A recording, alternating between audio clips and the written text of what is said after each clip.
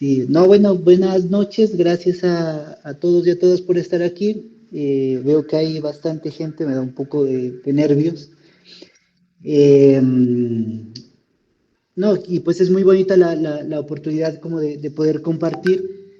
Yo siempre insisto cuando me piden el perfil o la presentación en esa primera línea del el trabajador cansable, ¿no?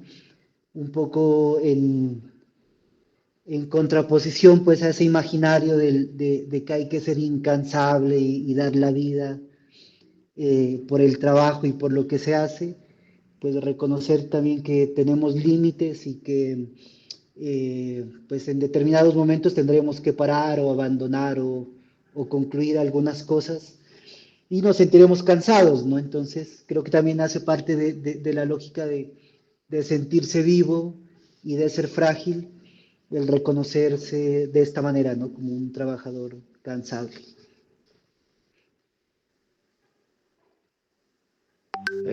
Vladimir, como ya estamos siguiendo una metodología para poder compartir con toda tu experiencia, y esto se basa en algunas preguntas, ¿no? Iniciales para empezar el diálogo. A una acotación para todos, para todas las personas que están en la reunión, es que las preguntas, por favor, las hagan por mensaje del chat grupal del Google Meet.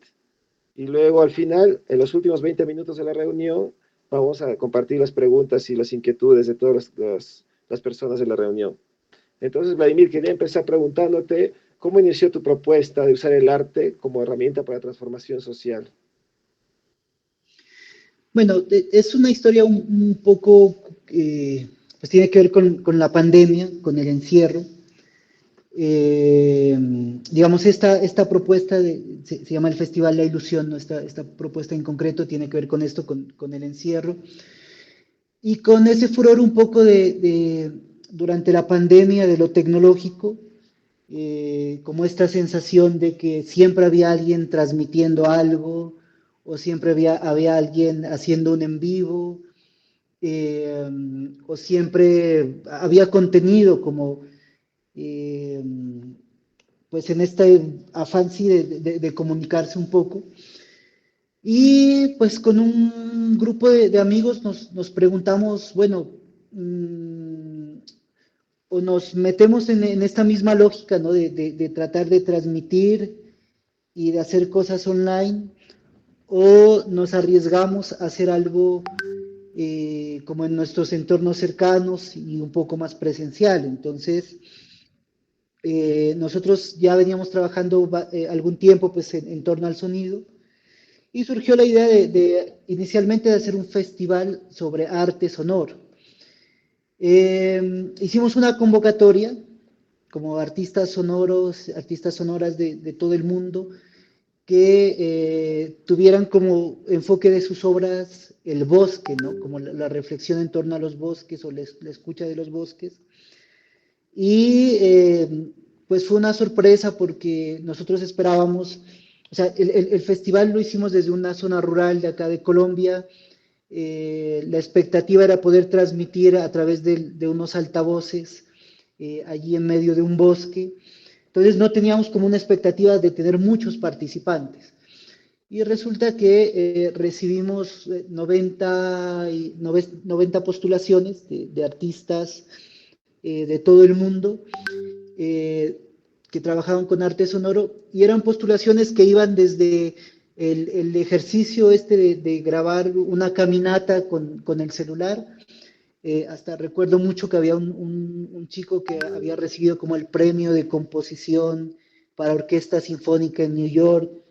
Eh, y pues cuando llegó todo este material, la pregunta fue un poco, bueno, primero, ¿qué hacemos con todo esto? No estábamos preparados para hacer una curaduría, no éramos expertos en arte sonoro, no lo somos, somos bastante novatos y amateurs, por decirlo de alguna manera, pero tampoco éramos expertos en esto que habíamos propuesto, que era el escuchar el bosque, ¿no? Entonces, un poco la decisión fue, bueno, que esta propuesta, este intento de festival, sea eso, o sea, el caminar pensando, no le decimos. El caminar pensando es como caminar sabiendo que no sabemos lo que es el arte sonoro, tampoco sabemos cómo escuchar el bosque, ni cómo escuchar el páramo, eh, y caminar como con esa duda de cómo hacerlo junto a otras personas, ¿no? Y las primeras personas que se acercaron, pues fueron los niños, las niñas, de un municipio de acá de Colombia que se llama Chachagüí, y con ellos tuvimos una primera experiencia, ¿no? Que fue esta experiencia de escuchar esas 90 obras de compositores que iban en todas eh, digamos, unos muy conocedores y otros también como nosotros experimentando. Eh, y entendimos que este ejercicio de sentarnos con niños y con niñas a tratar de entender qué era ese material que nos habían enviado y cómo esto nos permitía reflexionar en nuestra realidad, eh, pues al final era una herramienta de reflexión, ¿no? Y se convertía en una herramienta de mediación un poco desde la misma ignorancia, ¿no? Desde el reconocer que no sabemos o no sabíamos bien, no sabemos lo que estábamos haciendo, pero tampoco teníamos claro lo que queríamos hacer y a dónde queríamos llegar. Y en lugar de preocuparnos por esto, afrontarlo y sentarnos a compartir esa duda con personas de contextos rurales, que es donde trabajamos, con niños y niñas de estos espacios rurales, que tampoco muchos nunca habían tenido acercamiento a esta noción del arte sonoro, ¿no? Eh, y que pues cuando llegábamos con todas las piezas grabadas que queríamos reproducir, muchas veces esperaban que sonara algo como más rítmico, ¿no? Como algo que tenga una letra, que pudieran bailar, como más conocido. Eh, y pues cuando se encontraban, yo recuerdo mucho que había una obra que era un poco como unos sensores que permitían sentir murciélagos, y era bastante abrumador el sonido. Entonces los niños y las niñas como que se tapaban los oídos y decían como, esto es horrible, no lo entendemos, ¿qué es esto que nos traen? Eh, y pues nos sentábamos a explicarles, a tratar de que ellos imaginen cómo eh, percibirían desde su lógica y desde su realidad, o cómo realizarían ejercicios similares, ¿no? Como de escuchar murciélagos o escuchar plantas. Y pues así nació al final el festival, ¿no? Como entre un montón de incertidumbres y un poco sin una noción pues de ser o una aspiración de convertirse en un gran festival y de en realidad terminar haciendo arte sonoro, ¿no? Ya llevamos 5 años y la verdad no, pues claro, cuando hay financiadores o hay interesados y nos preguntan qué hacemos, les decimos, no, mira, hacemos arte sonoro, ciencia, arte y tecnología, eh, pues nos ceñimos como estas categorías, pero en la vida real es eso, es simplemente encontrarse a pensar y a compartir esas dudas eh, de cómo podríamos escuchar los bosques y cómo podríamos un poco generar una reflexión sobre su protección desde la escucha, ¿no? Esa es pues básicamente la historia de este festival.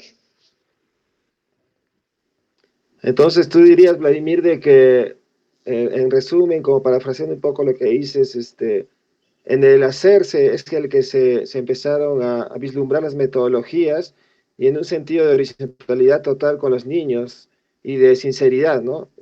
En lo que realmente funciona para ellos y cómo pueden retroalimentar ellos también, ¿no? Estas dinámicas del arte sonoro, ¿no? Que es distinto a la música también y que, como tú decías, les causaba mucho estrés, me imagino, por Sí, estas cualidades que tiene el arte sonoro, ¿no? Quería preguntarte también, nos vamos a enfocar ahora en el proceso y los proyectos basados en problemáticas específicas. Creo que ya has pues, dicho, ¿no? Algunas de las cosas que queríamos preguntarte ahora, qué problemas detectaron y cómo fue su propuesta metodológica o sus enfoques transversales, ¿no? Creo que ya has dicho algunas de las problemáticas, pero también si quieres repetir no hay problema, ¿no? O si quieres aumentarle algunas de estos procesos y proyectos, ¿no? Basados en las problemáticas. Sí, bueno, digamos, cuando hablamos del tema metodológico, nosotros recurrimos decimos que, o creemos que nuestra metodología es esto, es el caminar pensando, ¿no? El caminar pensando es algo que tomamos de otro proceso en el que estuvimos trabajando anteriormente, que tenía que ver con bibliotecas rurales, en una comunidad en la frontera entre Colombia y Ecuador que se llama Cumbal. Uno de los gestores, que se llama Humberto Cumbalaza, un señor que tiene unos 80 años ya, él nos contaba una experiencia de su vida, ¿no? Él es de una comunidad indígena y a él muchas veces las familias lo llaman para que él haga las escrituras de las tierras, ¿no? O que haga la repartición de las tierras entre Vladimir, una familias. cosita, ¿aquí tienes algunas imágenes para acompañar esta parte de la... Vale, Compártenos. voy a ir buscando algunas imágenes mientras les voy contando un poco. Chévere, muchas gracias. Entonces, este señor Humberto Cumbalaza me cuenta que él es autoridad y que lo convocan a este tipo de ejercicios. Entonces a mí un día se me ocurre preguntarle como, bueno, don Humberto, ¿usted qué hace? ¿Cómo sabe qué decisión va a tomar cuando ya llega ahí al espacio y cuando ya debe hacer la escritura o la repartición de las tierras? Entonces él me dice, su respuesta es muy sencilla, me dice, pues mire, yo camino y mientras camino voy pensando, ¿no? Y en ese caminar pensando voy también escuchando un poco el territorio, voy un poco reflexionando lo que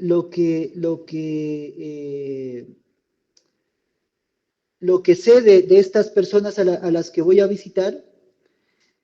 Eh, y al final, cuando yo llego, pues esa relación con el territorio y con ese pensamiento me permiten tomar algunas decisiones, ¿no? Entonces, a mí me parece, cuando lo escuché a don Humberto contarme esa experiencia, se me parecía mucho a esto que contaba al principio, ¿no? Como cuando uno intenta hacer algo, no sabe bien cómo hacerlo, eh, no tiene muy claro a dónde quisiera llegar, pero pues decide de todas formas ir caminando, ¿no? Mientras lo busca o mientras lo logra. Entonces, bueno, ahí creo que ya puede compartir un poco. Este es el proceso de donde tomamos ese pensamiento del caminar penca, que queda ahí, se llama Cumbal, está en la frontera entre Colombia y Ecuador. Y por aquí creo que habrá una foto de Doto que nos propone, es él, el que está aquí en el centro, es el mayor pues de ese proceso, y es el que nos propone eso, como caminar pensando. A mí la verdad esa perspectiva me causó como mucha inquietud, mucha curiosidad.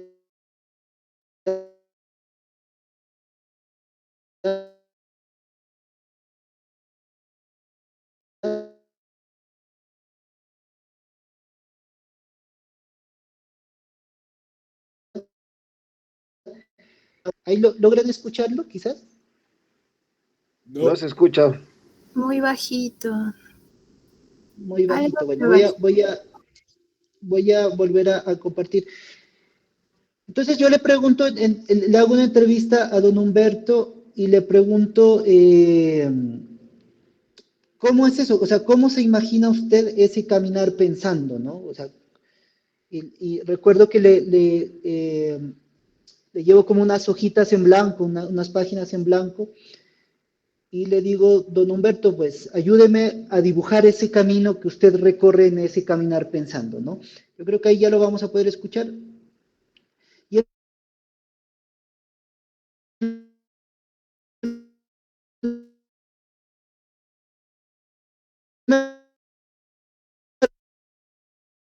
responde a estas características. Segundo, este camino no tiene fin, ya no tiene un fin específico, y es un camino que nos permite retornar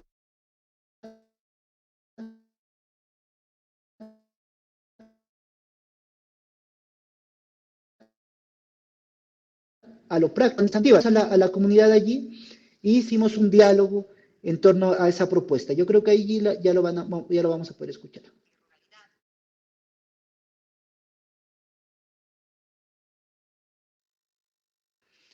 ¿Ahí lo estaban escuchando ya? Se escucha muy bajito. En tal caso, podríamos compartir el enlace en el chat para que Les puedo escuchen. compartir el enlace, sí. Listo, Sí, entonces, pero les voy a seguir contando. Entonces, él me propone estos tres ejercicios, y estos tres ejercicios y ese caminar pensando se convierte para mí en una lógica metodológica, ¿no? No solo para este proyecto de las bibliotecas, sino también para el proyecto del festival. En algún momento, estos dos proyectos se unen. Esta biblioteca, donde nace esta propuesta, está en el páramo, en el bosque del páramo, en Cumbal. Eh, y allí es donde se realiza el primer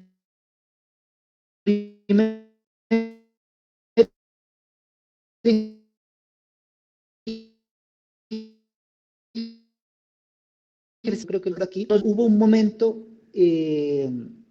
momento cuando se enteraban de este proceso, donde se acercaba pues toda esta gente que vive en el mundo como de la innovación y de esto de los maker space y de los fab labs y todas estas cosas.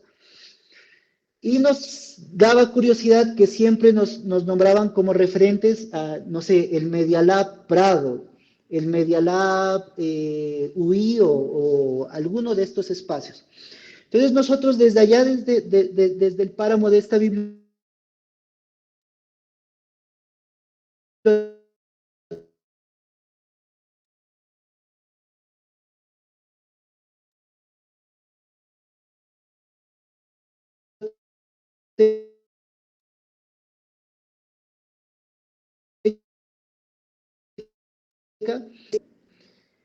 generaba ejercicios de escucha. Allí van a ver, por ejemplo, algunas imágenes de la comunidad haciendo ejercicios de escucha allá en el páramo y haciendo registros sonoros. Y con todo ese material viajábamos a otros territorios, como llevando el sonido del páramo y propiciando ejercicios de escucha en torno a ese páramo, a ese ecosistema que para muchos es desconocido aún. tú nos comentabas, Entonces, Vladimir, también que el primer público al que te pudiste acercar para lograr esta interacción con la comunidad fueron los niños. Me acuerdo que nos contabas cuando estábamos hablando el otro día. ¿Podrías contarnos cómo llegaste a esa conclusión, que el público más cercano, y también podrías contarnos qué metodologías utilizaste con los niños y por qué deveniste, ¿no?, en el trabajo con ellos primero que con cualquier otro factor de la comunidad? sí, ahí les voy a ir mostrando algunas imágenes mientras les cuento. Eh, bueno, el primer ejercicio, claro, como planteábamos muchas caminatas, ¿no? Básicamente gran parte del festival es salir a caminar, hacer como caminatas de escucha, fijar algunas rutas y parar en algunos puntos a escuchar obras sonoras y a dialogar y a reflexionar. Siempre estaba esta duda y este miedo, que lo entendemos muy bien, de parte de los papás, de las mamás, no, de los padres. Y era, claro, vienen una gente desconocida, con un montón de cables y sintetizadores y aparatos, eh, y se van con los niños a caminar al páramo. eh, pues siento que no era tan fácil como decir, pues llévense a mi hijo, a mi hija. Y eso nos obligaba también a pensar cuál iba a ser el rol o cómo íbamos a hacer para poder trabajar con niños y niñas, mientras un poco cargábamos con los padres, ¿no? Que siempre estaban allí como afuera del taller o mirando desde lejos. Eh, y digamos, una de las primeras decisiones fue integrar a los padres a la conversación, ¿no? A la reflexión. Pero esa parte de la integración de los padres a la conversación, hacerla en una perspectiva quizás un poco más cercana a las problemáticas familiares. Entonces, ¿qué fue lo que hicimos? Fue dividir todos los espacios que nosotros tenemos, dividirlos como en dos partes. Una que es la que trabaja directamente con los niños y la escucha, y otra parte que está destinada para los padres, donde trabajamos las mismas herramientas, los mismos ejercicios de la escucha, pero los enfocamos a que al final de los talleres los padres puedan crear dispositivos de escucha que usen en el contexto familiar, ¿no? Entonces, ¿cómo un padre es capaz de crear un dispositivo de escucha dentro de su familia, ¿no? Para tener una escucha activa de su familia. Entonces, digamos, esa es una estrategia. Trabajamos con los chicos al tiempo que trabajamos con los padres. Las metodologías que usamos con los chicos, pues yo siempre digo que la metodología básicamente es como la asamblea, ¿no? Como la conversación. Por ejemplo, hay un ejercicio que me gusta mucho, que es el de esta imagen, que básicamente es poner sobre una mesa un montón de plantas y de árboles nativos del lugar donde estamos trabajando. Entregarles a los chicos como los audífonos y unos reproductores MP3, forrar el espacio para que puedan rayar sobre la mesa, sobre cualquier espacio, y simplemente decirles, vale, cuéntenos qué les dicen estas plantas que tienen al frente a cada uno de ustedes, ¿no? Y los dejamos allí. Como ahí está, recibe tu planta, está tu dispositivo con el que puedes escuchar algunas grabaciones que otras personas han hecho en diálogo con los bosques, y nos vemos en 10 minutos y nos cuentas a qué conclusión llegaste en la conversación con la planta que tienes al frente, ¿no? O cómo te inventaste un dispositivo para poder dialogar con ella. Y esto tiene que ver con una lógica muy de reconocer que en realidad no tenemos mucho que enseñar. Más bien lo que creemos es que tenemos la oportunidad de ir allí y detonar una asamblea, ¿no? Una conversación entre niños y plantas, ya donde los mismos niños y plantas terminan como desenredándose y conversando de alguna manera, ¿no? Y es un poco, no sé, quizás en términos conceptuales de la metodología y esto, pues uno terminaría diciendo como desde la perspectiva artística que es un poco una deriva allí al azar, la metodología misma, ¿no?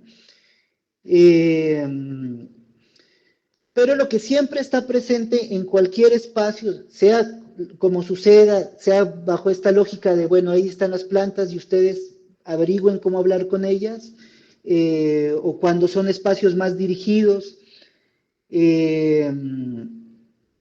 lo que siempre realizamos como muy juiciosamente es un ejercicio de documentación. Entonces, la conversación que tuviste con tu planta tiene que quedar documentada de alguna manera, ¿ya? Y para ese ejercicio de documentación, ponemos a tu disposición, no sé, sintetizadores, grabadoras para que puedas hacer registros sonoros, micrófonos, o simplemente una hoja de papel y un lápiz, eh, para que quede la memoria de esa conversación.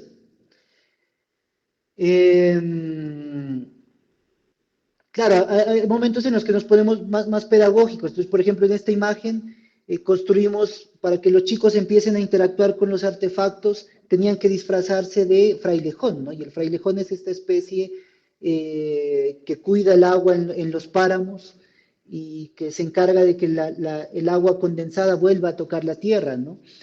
Entonces, antes de relacionarte con la tecnología, tienes que devenir en frailejón, ¿no? Entonces, tenemos una serie de elementos, telas, materiales, y cada uno pues se va construyendo como su disfraz de frailejón, y una vez estás disfrazado, dialogamos en, bueno, y esto que te pusiste en la cabeza, ¿qué función tiene, no? O qué parte del frailejón representa, o cómo crees que esto ayuda en el proceso de que el agua vuelva a tocar la tierra, ¿no? Pero todo es esta lógica, es conversar, ¿no? Es como tener una asamblea permanente eh, donde la tecnología pues cumple una labor de atraer, primero que todo, eh, pero después se convierte en un mediador que es el mismo niño el que debe descubrir cómo funciona, ¿no? O cómo lo hace funcionar en esta lógica de mediación. Entonces, muchas veces terminamos grabando, mmm, pues como hay micrófonos, entonces terminan decidiendo que si pones los micrófonos en una mesa y te pones alrededor de la mesa y conversas, pues ya es una mesa de radio, ¿no? Entonces terminas grabando un programa radial.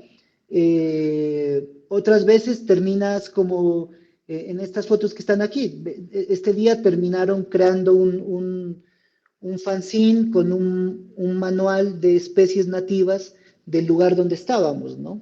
Y entrevistando a las personas para saber para qué servía cada una de estas especies. Vladimir, En otras discúlpame, una consultita. La gente está preocupada porque está viendo tu batería de tu laptop y está en 2%. está descargándose. Sí, te Vale, pero esperamos para que puedas conectar. ya lo soluciono mientras tanto. Entonces, por ejemplo, esta imagen me gusta mucho porque los dos señores que están allí son los guardas de seguridad del lugar donde estábamos trabajando, ¿no? Entonces, los dos guardas de seguridad miran a los niños que están jugando como con un montón de artefactos y que logran producir sonido y les causa curiosidad, y inmediatamente los niños se apartan, se acercan como muy en silencio y nos dicen como, oiga, ¿será que nosotros podemos también jugar un momento, ¿no?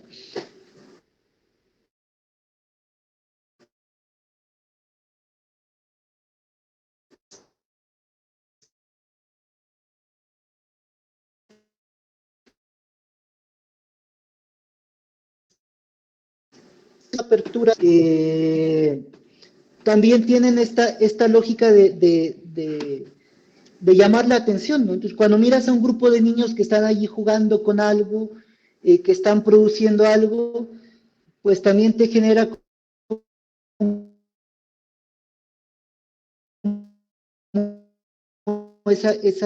poco, ¿no?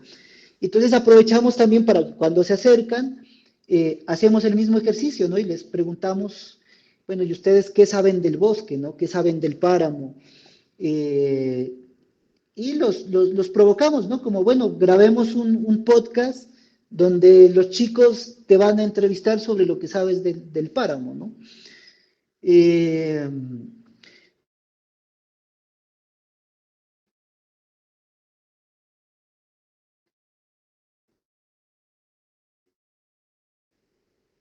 entonces va esta lógica, pues,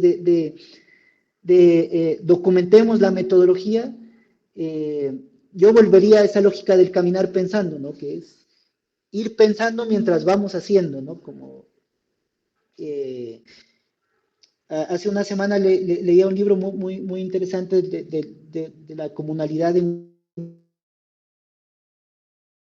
Oaxaca. Comunalidad en Oaxaca es combatir esta idea del primero pienso y después existo, ¿no? Sino que te insisten en que uno primero tiene que existir y tiene que hacer para reflexionar sobre el trabajo que hace, ¿no?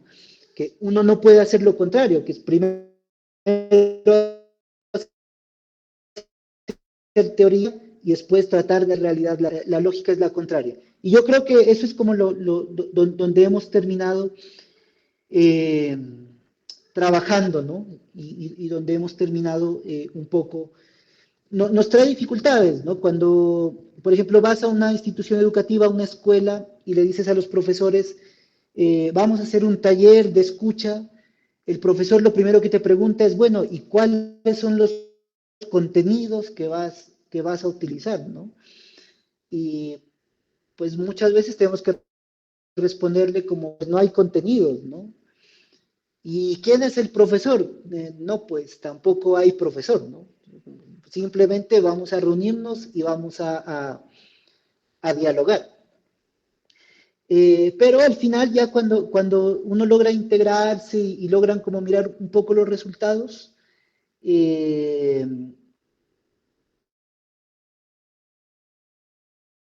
muy interesante. No sé, eso es, creo que me estoy alargando y yendo también ya por otros lados. No, muy interesante, Vladimir, y nada, solo quería hacer una reflexión sobre el contexto actual que estamos viviendo ahora en Latinoamérica con esto de los incendios, que según lo que he entendido también la naturaleza es parte de esta asamblea, la planta también, el animal, todos son una horizontalidad total a ese nivel con la naturaleza, digámosle con el ecosistema. Este, También quería preguntarte, ¿cuál piensas tú que es el rol del mediador artístico? Sí, a mí digamos, esta pregunta me lleva al principio del festival. En esta primera edición, que es la que estoy mostrando ahí en pantalla, queríamos unas jornadas pedagógicas, ¿no? Digamos, unos conversatorios donde la gente que se dedica al cuidado del páramo nos contara cómo es ese ejercicio de defender el bosque. Entonces contactamos a esta persona, a Liliana Alpala, que es una mujer que cuida el bosque de páramo, y ella me decía, explíqueme de qué se trata su festival, ¿no? Entonces yo, como para no enredarme mucho, lo que le dije fue, mire, son un grupo de artistas que crean como unos micrófonos y unos sensores, y esos micrófonos y esos sensores les permiten escuchar a las plantas o escuchar los bosques.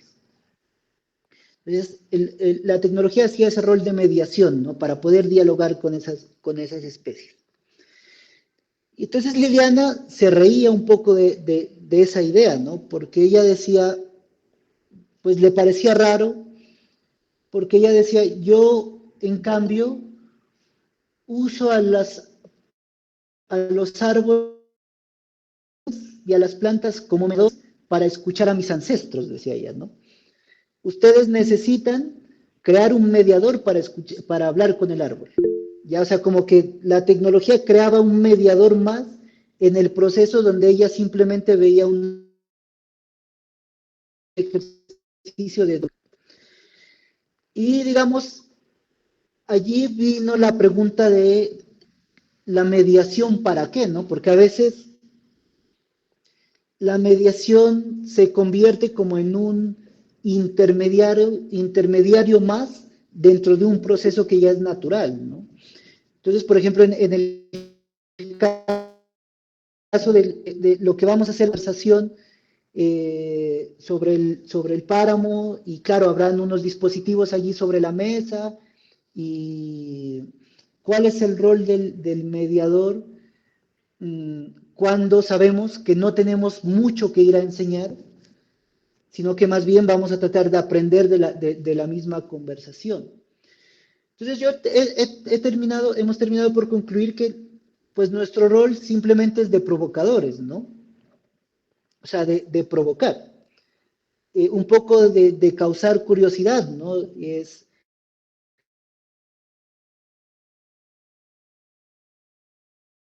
como de que sintetizador sin miedo a que se dañe, ¿no? De que lo que tocamos suena horrible también, ¿no? Entonces, como, pues no te preocupes si lo que vas a tocar no parece música, porque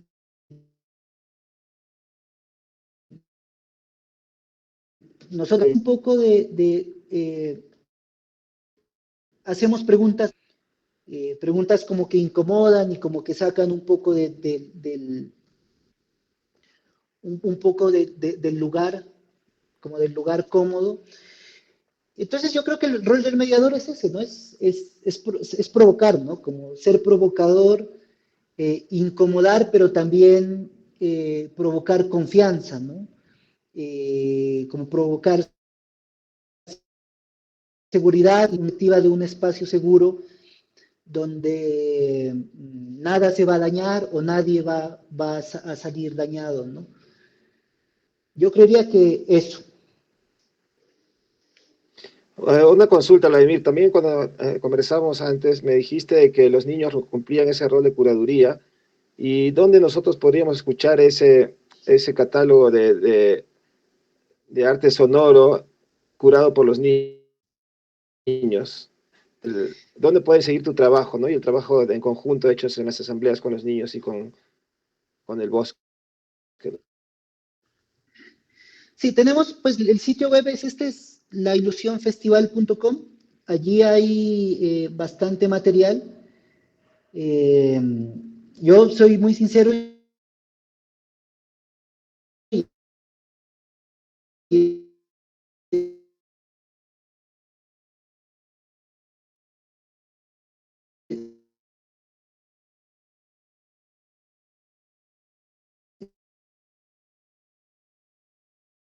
está bastante, pero aquí están muchas de las cosas que han sucedido. Entonces, en este primer festival fue la primera vez que los chicos hicieron la curaduría.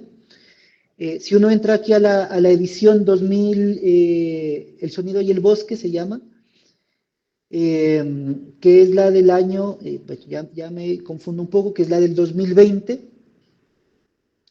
Encuentra aquí, por ejemplo, hay un fanzine donde los niños fueron dibujando lo que escuchaban, ¿no? Entonces, bueno, claro, ahí hay una introducción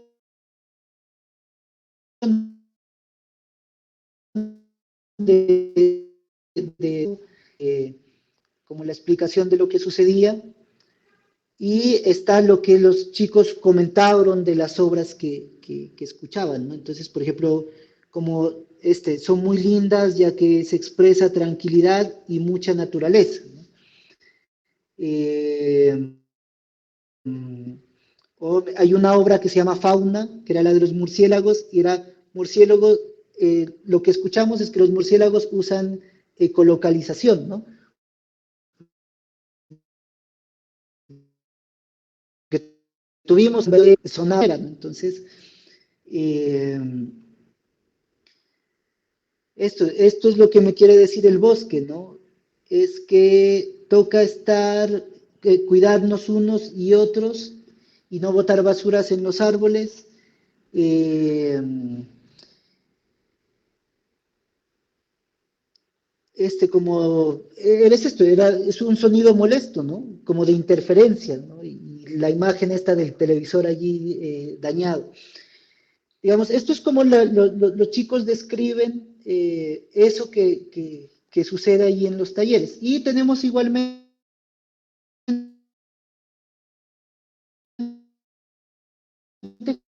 como los ricos, bueno, tratamos de tener como bastante información que nos permita ir haciendo memoria del proceso, ¿no? Entonces aquí pueden encontrar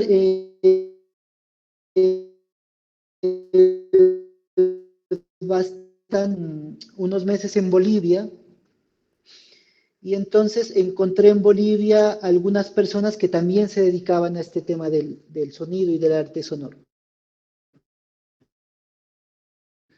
Instancia para crear esta sección que son como conversatorios en línea y dialogar un poco de otras, por ejemplo, este proyecto que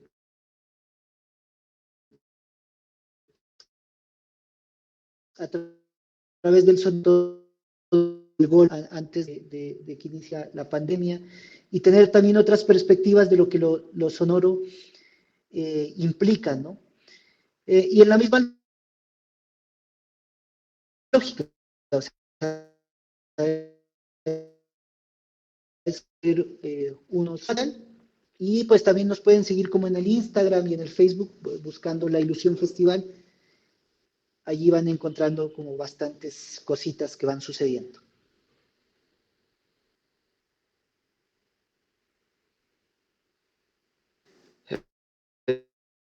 Compañeras y compañeras, si tienen alguna pregunta, recuerden escribir en el chat. Por ahora, Vladimir, gracias por tus preguntas.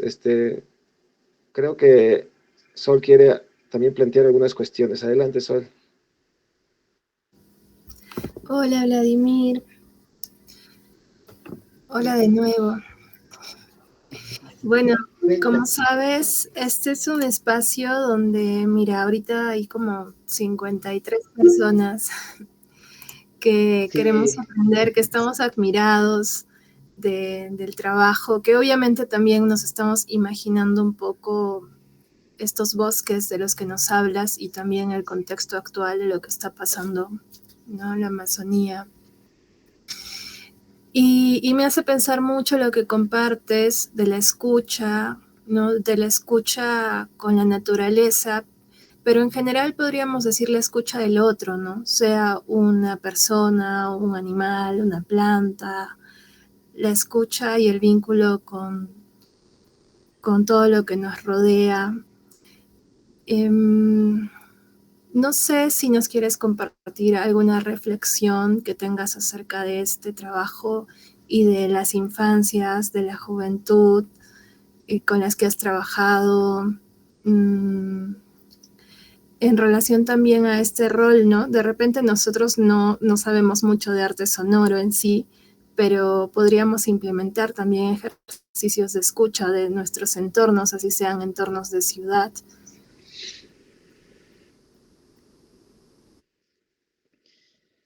sí, digamos, ¿qué he encontrado con este tema de la escucha? La escucha, claro, está esta perspectiva como de lo auditivo, ¿no? Sin embargo, por ejemplo, este año estuvimos en Ecuador en un proceso que están llevando allí, que están eh, adelantando en la creación de una biblioteca, y nos llamó la atención el hecho de que las personas que estuvieron en el espacio plantaban la escucha como otra forma de lectura, ¿no? Entonces, claro, lo que nos proponían es, claro, está el leer libros, el leer de la cultura escrita, pero también está el leer el territorio, y la lectura del territorio se hace a través de la escucha, ¿no? Eh, y es una escucha además que no siempre es auditiva, sino que a veces es una escucha a través del tacto, ¿no? O a través de las sensaciones que se producen ahí en el territorio. Eh, y digamos, y creo que esa es una reflexión fuerte, ¿no? Porque mm, creo que en este momento actual, como con todo este proceso colonial y esto, pareciera que nuestras únicas formas de acceso a la información o de acceso al mundo incluso son estos ejercicios que nos plantea la cultura escrita, ¿no? Eh, y nos olvidamos de estas otras cosas que no tenemos que aprender, ¿no? Que son naturales a nuestra existencia, ¿no? Como el sentir, el escuchar, el percibir, eh, y como que le restamos mucha importancia. Entonces, esta, digamos que es algo sobre lo que estamos trabajando últimamente, sobre cómo plantear la escucha como un ejercicio de lectura del territorio, ¿no? Y también un ejercicio de lectura un poco no antropocéntrica, ¿no? Sino en esta lógica de que nos leemos unos a otros, ¿no? Nos leemos entre todos y entre todas. Esto me parece bastante potente.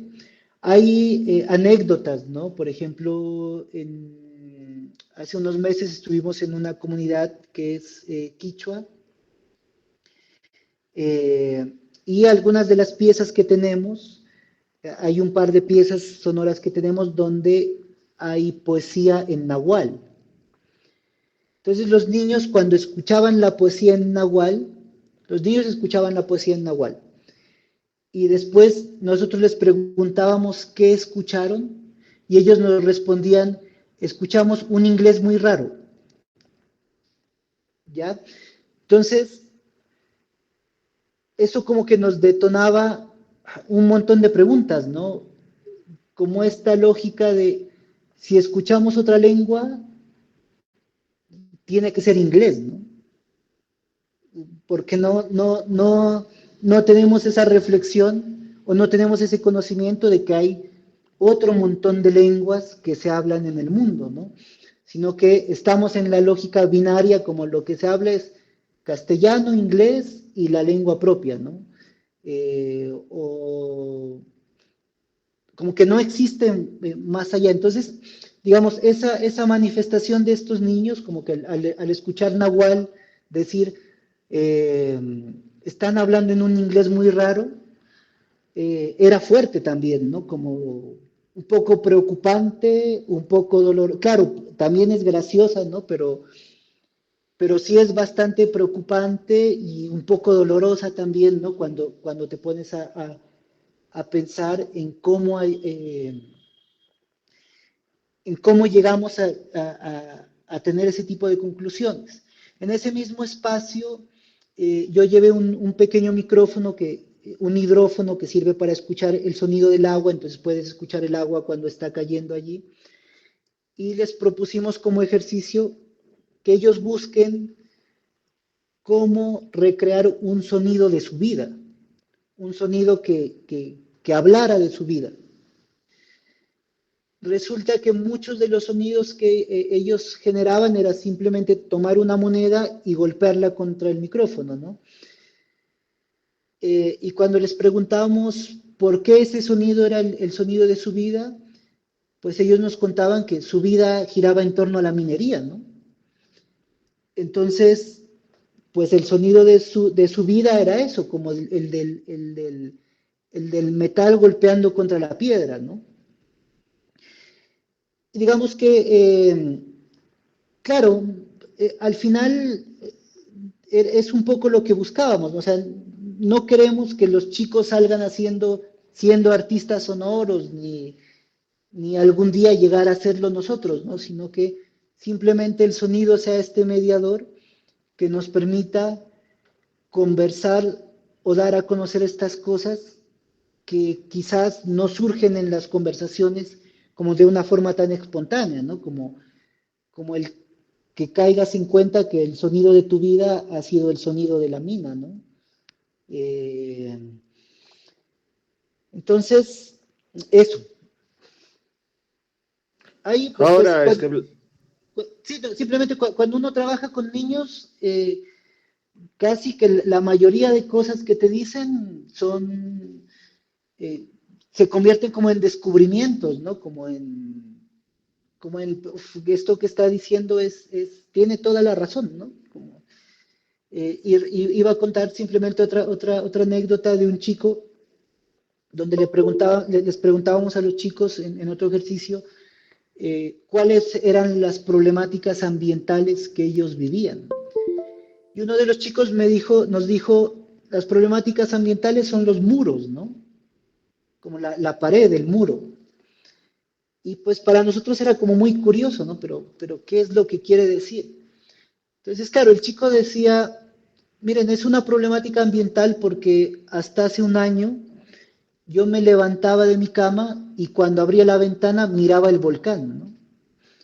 Ahora miro por la ventana y miro un muro, miro una pared, la pared del vecino.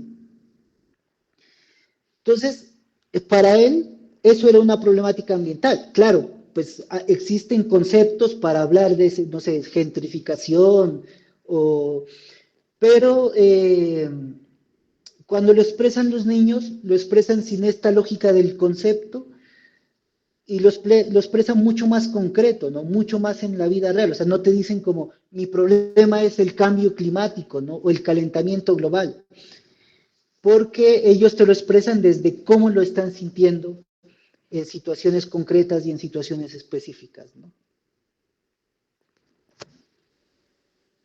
Bueno, Vladimir, entonces, felicitaciones por tu trabajo, realmente muy interesante y como tú mismo dices, todos estos conocimientos que transmites, los aprendiste también trabajando directamente con la comunidad, ¿no? Y escuchando. Entonces ya la escucha se vuelve algo mucho más transversal, ¿no? Simplemente ya no queda en el arte sonoro, hasta también das esta idea, ¿no? De simplemente hacer un programa de escucha de idiomas, ya sería muy valioso, ¿no? O de dialectos, ¿no? Ya que vivimos en Sí, esta dicotomía inglés-español, o como tú dices, inglés-portugués, y solo hay un idioma de comunicación global, ¿no? Entonces, creo que es muy interesante todo lo que planteas y también todo el proceso de escucha atenta a la comunidad. Ahora quisiera compartirte algunas preguntas que ha hecho la gente que ha asistido a este gran encuentro, la primera sería, ¿cómo son los dispositivos de escucha que crearon las infancias luego de su diálogo con una planta? Físicamente, ¿cómo resultaron? ¿Cómo son? sí, esto es interesante porque cuando hablamos de este concepto de dispositivo, pues uno termina muchas veces imaginándose como el sensor y el micrófono, y las respuestas al final eran como, no sé, lo que, por ejemplo, en este caso lo que nos decían es, eh, entendimos que uno puede hablar con la planta a través de la textura, ¿no? Como a través de acariciarla, ¿no? Puedo dialogar con la planta a través de la caricia. Eh, Hay cosas como más complejas, entonces y me gusta mucho, la aprendí en este taller de los niños, es simplemente escogen un árbol y uno de los chicos pone el oído sobre el árbol y otro de los chicos canta sobre el árbol mucho más abajo, ¿no? Entonces puedes escuchar el canto del chico a través del recorrido del árbol, ¿no? Y ellos se dan cuenta que en determinados lugares del árbol ese sonido tiene unas variaciones, ¿no? Entonces, digamos, claro, no es un dispositivo tecnológico, sino que es simplemente la concepción de un mediador que les permite escucharse a ellos mismos eh, a través de esa planta que altera esa voz original de acuerdo a su grosor, a cuántos años tiene de antiguo, a sus texturas, ¿no? Eh, Hay otros chicos que se avergüenzan, ¿no? Pero ¿por qué me pides que hable con una planta? No, no quiero. O sea, estás loco, ¿qué te pasa? ¿No? Eh, Como que ahí ponen una barrera allí frente al ejercicio. Sin embargo, cuando en este ejercicio lo que le decíamos era porque aquí en la mesa era difícil, porque claro, empezaban como los compañeros se reían y esto. Entonces, les decíamos como, bueno, llévate tu planta a otro lugar, ¿no? Como, vete con tu planta a otro lugar. Eh, entonces, cuando ya se hacía esto como más en un ambiente más privado, entonces ya te invitaban y te decían, como mira, lo que quiero es, había cosas como también de ficcionar un poco, ¿no? Como quisiera construir algo donde pueda conectar el audífono directamente a la planta, ¿no? Eh, o a veces toman los micrófonos y descubren que si los frotan sobre la planta, pueden escuchar de manera diferente, o que si dejan los micrófonos allá arriba, y esperan a que venga el viento, pueden escuchar cómo el viento mueve las hojas de la planta y cómo las golpea, o que si dejan el micrófono allí y llueve, esperan a que llueva o lanzan agua encima, pueden escuchar cómo las gotas golpean sobre la planta, ¿no? Y en torno a esas formas de escucha van creando eh, pues como imaginarios de diálogos, ¿no? Que suceden entre planta y las personas. Vaya, muy interesante realmente eso del árbol como mediador, ¿no? Entonces ya el rol del mediador se traslada hasta de un ser humano hasta el árbol, puede ser también un mediador artístico. Realmente interesante. Sí.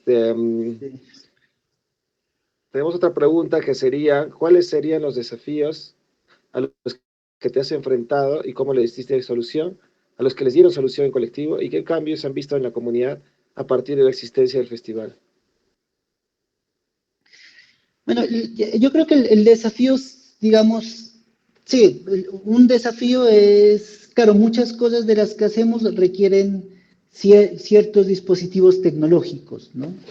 Entonces, por ejemplo, en algún momento hicimos un acuerdo con un proyecto documental que se llama Páramos, el País de las Nieblas. Ellos hicieron una película, pero como parte de la película hicieron algunos recorridos 360 por diferentes páramos de Colombia, por diferentes ecosistemas de Colombia. Y nosotros queríamos que en estos festivales los chicos pudieran hacer esos recorridos con las gafas de realidad virtual. Entonces logramos conseguir pues los visores de realidad virtual, como estos visores que son económicos, estos que vemos aquí. Pero pues estos visores necesitan de un móvil, de un celular para poder vivir la experiencia. Entonces, claro, tenemos cerca de 20 de estos visores, pero no tenemos 20 celulares. Entonces, siempre esa es una preocupación constante cuando queremos llevar este ejercicio a las comunidades, y es reiterarle a las personas que están ayudando a gestar el espacio, como por favor no olviden que hay que llevar celulares, que por favor los papás les presten el celular a los chicos.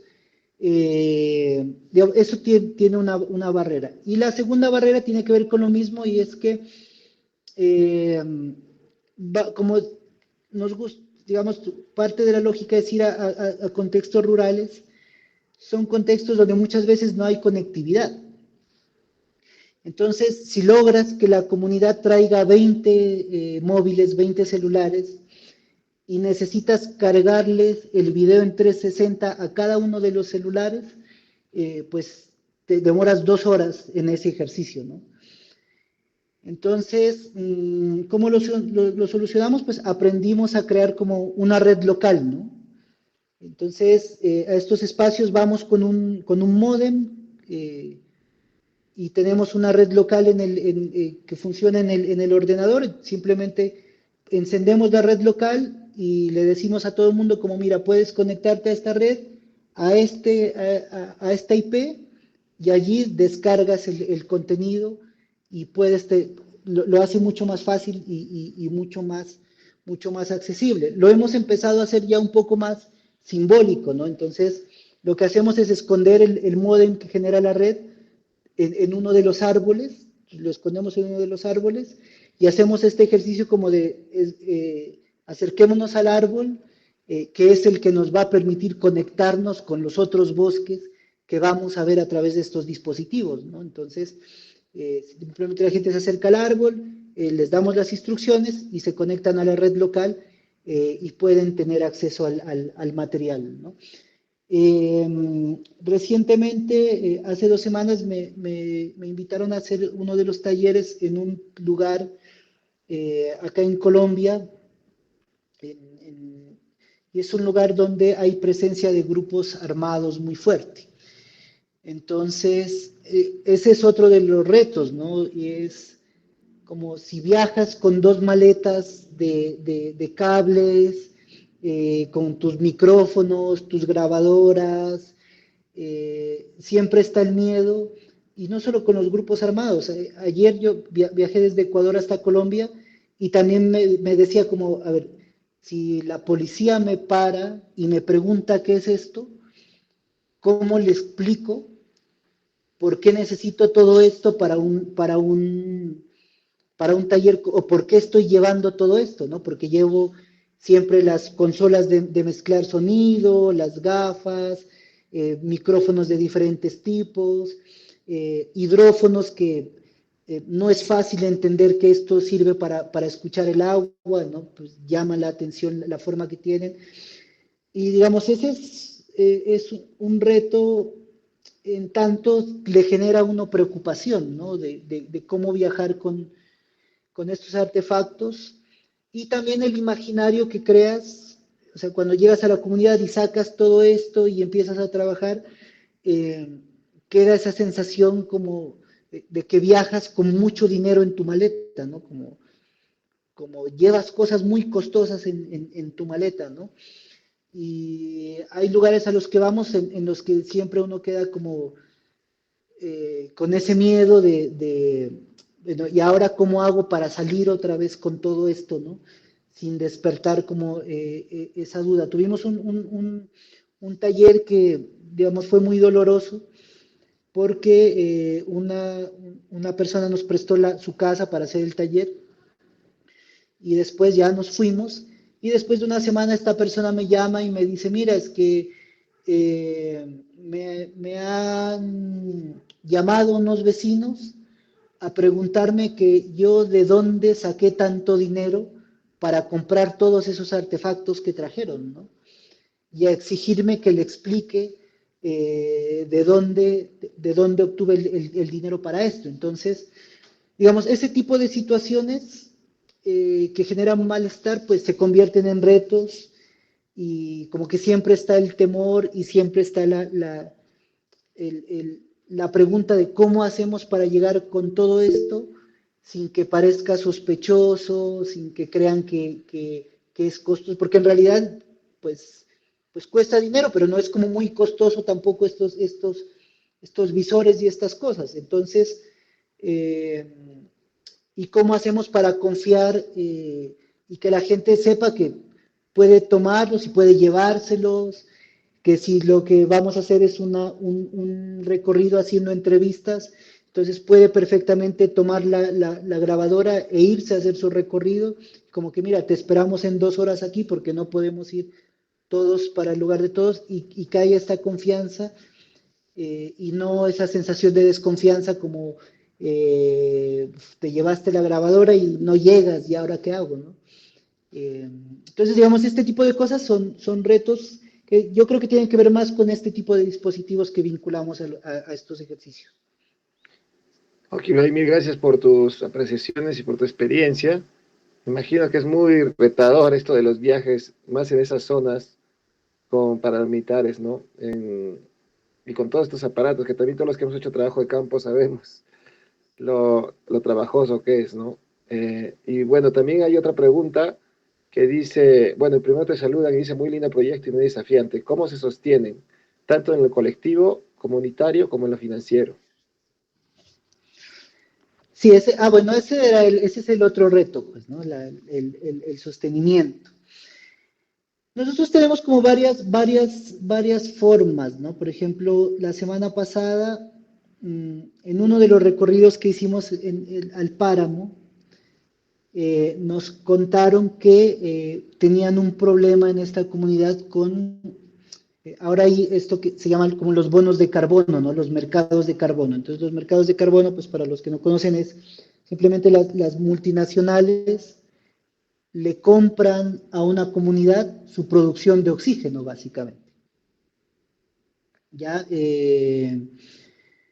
Entonces, esta idea nos pareció como muy extraña, ¿no? O sea, ¿cómo le compro yo la producción de oxígeno a una comunidad que muchas veces ni siquiera saben dónde está, ¿no?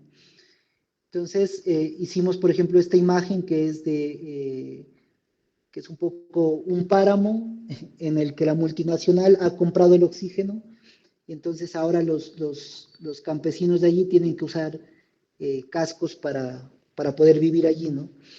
Entonces le creamos toda una narrativa y con este material, por ejemplo, esto lo convertimos en camisetas, en pósters y lo ponemos a circular, pues básicamente lo vendemos, ¿no? Para poder financiar algunos de los talleres que realizamos. Otras comunidades, por ejemplo, en el caso de Ecuador, hicimos una convocatoria y nos comprometimos a gestionar la mitad del costo del taller y que la comunidad gestione la otra mitad. Entonces, así logramos que 3 comunidades eh, lo gestionen y poder ir a trabajar allí con ellos. Pero siempre estamos como eso, como buscando la oportunidad. Un día me llegó una publicidad de un festival que se llama como, bueno, es un festival que organiza una ONG y de repente la ONG lo estaba organizando en uno de los lugares donde realizamos actividades, ¿no? Entonces, eh, ahí aprovechamos pues la situación, le enviamos una carta a la ONG diciéndole como que mira, pues siendo una ONG y tus principios dicen como que buscas favorecer los procesos del territorio y esto, y entonces pues no crees un festival aparte, sino que ven y trabaja con el festival que está permanente allí, ¿no? Y así pues logramos que nos subsidien como parte de las actividades del año pasado. Entonces siempre estamos como en ese diálogo, ¿no? Eh, y otras veces simplemente pues ponemos de nuestro bolsillo para realizar algunas de las actividades que consideramos que son importantes y que deben realizarse. Hemos hecho jornadas también acá hay unas imágenes, por ejemplo, el año pasado eh, hicimos jornadas de convertir, esta es mi casa, y convertimos mi casa como en un laboratorio y realizamos talleres como de esto de creación de visuales, de temas de sonido, de temas de artes, para con esos recursos poder financiar las salidas a otras comunidades en las que estamos trabajando. Entonces es una búsqueda constante, pues el tema de la financiación. Ok, Vladimir, muchas gracias por tu... Lamentablemente el tiempo se nos acaba, hemos tenido una charla ya de más de 1 hora, donde hemos aprendido mucho, creo todos, y realmente te felicito por tu trabajo durante estos años y también por las cuestiones tan interesantes que has planteado y también con cuánta creatividad, como tú dices, sucede en el camino, ¿no? Caminas pensando, creo que es la frase, como dijiste, ¿no?